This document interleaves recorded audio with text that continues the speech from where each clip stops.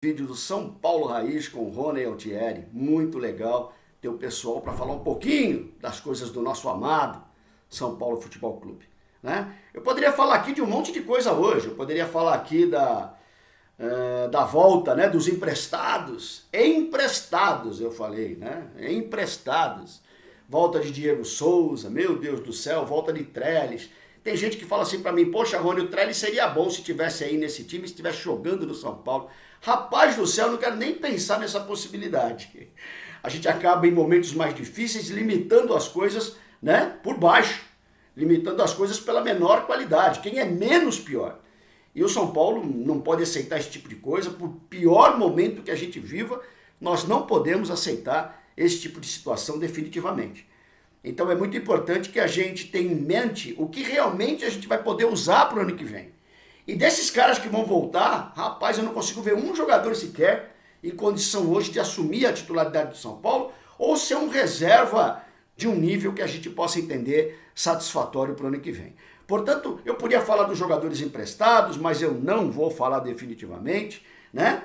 Eu podia falar das cartas do hacker. Meu pai do céu, a que ponto nós chegamos? O hacker mandando cartas, o hacker ameaçando divulgar informações, mais vexames do que esses que a gente já sabe e do que esses que a gente vive. Agora nós vivemos de hacker no São Paulo, aquelas cartas com as letras recortadinhas de jornal e coladas como num filme né? Como num filme de espião, como num filme de agente secreto. Meu pai do céu, que coisa que virou São Paulo. A gente podia falar do Fora-Leco também, mas pô, já falamos do Fora-Leco, vamos continuar falando do Fora-Leco, mas eu imagino que nesse momento o mais importante que nós temos pela frente é o jogo contra o Ceará, nesse domingo, 19 horas no Castelão.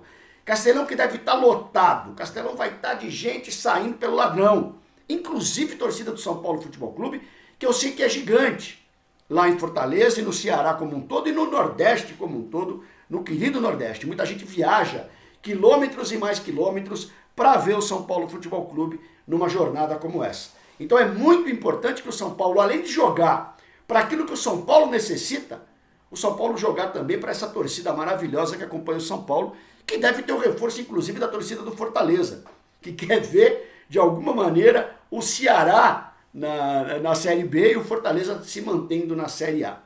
Mas, enfim, é um jogo fundamental, é um jogo importante, é por isso que eu não quero tratar de outros assuntos agora, porque eu imagino que o foco tenha que ser essa partida contra o Ceará. É muito importante para o São Paulo nesse momento, das 5 partidas que faltam, eu tenho batido nessa tecla, né, frequentemente e com uma determinação muito grande, porque eu imagino que isso deva ser, de alguma maneira, a missão e o objetivo que o elenco do São Paulo, a comissão técnica do São Paulo, a diretoria do São Paulo tem em mente. A gente não pode pensar em outra coisa nesse momento que não seja a vitória amanhã lá em Fortaleza. Claro que a gente sabe que vai ter um adversário complicadíssimo, um adversário muito difícil, apesar da situação que está. A gente sabe que jogar no Ceará é complicado, o time cresce, a torcida empurra, né? E o time precisa ganhar de qualquer jeito, o time do Ceará precisa sair da situação que está.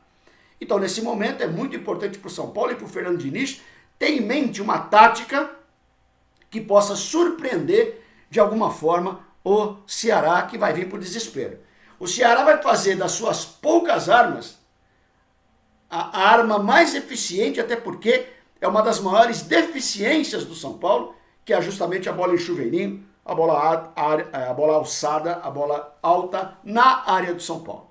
Então, de antemão, você já sabe a receita que vai ser usada pelo Ceará. Agora cabe ao São Paulo se impor em campo, tocar a bola, protagonizar a partida, colocar a bola no chão e deixar o Ceará no seu desespero, abrir, deixar falhas, buracos que o São Paulo possa, de alguma maneira, utilizar nessa vitória no jogo de domingo à noite.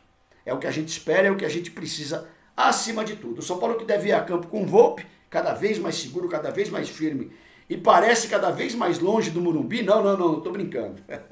É que como a coisa não se resolve com relação à contratação dele, cada hora a gente escuta uma coisa. Mas eu quero acreditar que Volpi vai ser contratado já nesse final de ano, para nossa tranquilidade e para ficar eternizado também na meta São Paulina. Na direita, possivelmente, Juan Fran. Na zaga, Arboleda, Bruno Alves e Reinaldo, apesar da amidalite. Gente, amidalite, a gente joga bola até com um sarampo, velho. E o jogador hoje em dia com amidalite não consegue jogar bola. Mas tudo bem, um outro detalhe. É bom que o Reinaldo jogue, porque se o Reinaldo não joga, possivelmente vai entrar o nosso amigo Léo. E o Léo, ele está muito distante de ser um jogador eficiente a ser utilizado pelo São Paulo. O São Paulo perde muito. Se com o Reinaldo ainda oscila demais, com o Léo, infelizmente, é certeza de má apresentação e de problema na lateral esquerda do São Paulo. No meio é tudo incógnita. Dizem ainda que o Diniz vai insistir com o Jusilei. Eu não quero acreditar. Eu não quero acreditar que o Jusilei se mantenha na titularidade do São Paulo pelas últimas partidas que fez. Não garantiu posição e eu não quero mais perder tempo. O São Paulo não tem mais tempo para perder para ficar experimentando o jogador. Então, efetivamente, poderia jogar com o Tietê, com o Lisieiro como segundo volante. Lisieiro que jogou muito bem no segundo tempo contra o Santos, acabou arrumando o time de alguma forma. O Tietê que quando vem para o primeiro volante se apresenta bem. Então, assim, eu quero imaginar que o Diniz venha trazer alguma coisa diferente e não a mesmice de ter Jusilei como volante. Nesse aspecto, eu imagino muito importante jogar o Tietê, de repente, ou o Luan como esse primeiro volante, o Lisieiro, o próprio Tietê, que eu não vou falar mais nada, porque é jogador de confiança do técnico, é jogador que de alguma maneira faz um papel tático que a gente acaba não enxergando. Não é possível, né, que o nosso amigo Diniz enxergue coisas, como o Cuca enxergava também com relação ao Tietê, que a gente não enxergue. Mas, não vou ficar aqui, né, discursando a respeito disso. Ele tem várias opções. Dani Alves deve jogar pelo meio. Dani que fez um segundo tempo muito bom contra o Santos. Aquele segundo tempo que a gente espera do Dani Alves. Aquela partida que a gente precisa do Dani Alves.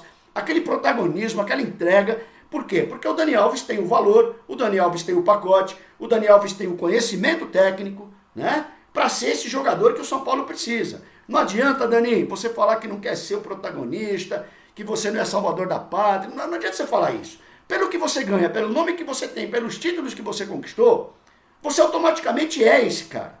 E o torcedor São Paulino deposita muito em você e a gente espera que ainda você possa cumprir nesses 5 jogos e deixar a má impressão que deixou nas últimas partidas, à exceção do segundo tempo contra o Santos. Né? Então tem esse meio para você resolver de diversas formas, com o Igor Gomes que deve continuar no time. Enfim, no ataque uma outra incógnita também. A gente tem a possibilidade da volta do Antony, não tem o Pablo, tem o Vitor Bueno que está jogando bem. Penso eu que ele não entra com referência, ele não entra com centroavante. Penso eu que ele não entra com o Ranieri, que ele não entra com o Pato. Efetivamente ele vai entrar com o Antony e com o Vitor Bueno, né? Fazendo aquela função, o Igor Gomes chegando mais para o bate, né? O Igor Gomes, perdão, chegando para fazer essa batida, para receber essa bola do Dani Alves, ou receber essa assistência do Antony ou do Vitor Bueno, que também o Vitor Bueno bate muito bem pro gol. São várias as possibilidades. Eu sempre digo isso, é tanta coisa no menu que eu não sei o que comer, como diria o nosso querido Raul Seixas. Às vezes eu imagino o treinador de São Paulo um pouco perdido de tanta oferta que ele tem. Sim, o elenco de São Paulo é um elenco bom. Se você for medir com relação aos outros elencos do futebol brasileiro, o elenco do São Paulo é um elenco extremamente competente e positivo. A questão de não jogar e de não produzir, ela vai além do que os jogadores conhecem, do que os jogadores sabem. Nós sabemos disso, que o problema não está somente dentro de campo. Né? O São Paulo tem problemas diversos, variados, que acabam de alguma maneira afetando, né, os demais setores do clube. Então, o elenco do São Paulo é bom? Sim. O São Paulo tem peças de qualidade? Sim. Até pelo valor que o São Paulo pagou por esses caras, até pelo salário que o São Paulo paga para esses caras. Então, de alguma maneira, o técnico tem na mão elementos suficientes, eu vou chamar de problema bom, de problema positivo, isso que o Diniz tem, na hora de ter que escalar, de repente fica na dúvida. Porém, ele teve uma semana para preparar o time, uma semana para escalar o time, e eu espero que ele não se confunda. Por quê? Uma semana de treinamento, gente, um primeiro tempo ruim, você ter que no intervalo mudar alguma coisa, significa que a tua semana inteira foi pro lixo. Isso é na verdade o que acontece, já vinha acontecendo com o Cuca e acontece em muitos momentos aí com o Fernando Diniz, que a gente conta e espera que não se repita, né? O São Paulo, que é o sexto colocado no campeonato, o Grêmio é o quinto com 56 pontos, 16 vitórias, o Grêmio tem 2 vitórias a mais do que o São Paulo. Isso é preocupante, porque mesmo que o São Paulo ganhe e o Grêmio, por exemplo, perca do Palmeiras, o Grêmio continua na frente porque tem uma vitória a mais. Essa vitória a mais tem um peso quando você vai imaginar que faltam 4 partidas. Claro que vai existir o confronto direto entre as duas equipes. Tudo bem em Porto Alegre, tudo bem, é um sufoco danado, mas enfim, vai ser a nossa final de campeonato de alguma maneira. Então, o Grêmio é o quinto, o São Paulo é o sexto, e quem vem vindo atrás? O Internacional é o sétimo, ele tem 50 pontos e tem 14 vitórias, igual ao São Paulo. O Inter tem 3 pontos a menos e o mesmo número de vitórias. E o Corinthians tem 50 pontos com 12 vitórias, 2 vitórias a mais, um pouco mais complicado para o Corinthians essa história, certo? O Internacional que pega o Fortaleza em casa, aparentemente um jogo menos complicado para o Inter, que tem se complicado demais contra os outros times, igual o São Paulo, né? Mas o Inter tem se complicado demais, aparentemente é um jogo mais simples, até porque o Fortaleza parece que tirou o nó do pescoço, né? O Corinthians pega o Botafogo no Rio de Janeiro, é um jogo complicado, porque o Botafogo está também ali batendo na trave do Z4, então o Botafogo precisa ganhar de qualquer maneira, partida complicadíssima pro Corinthians.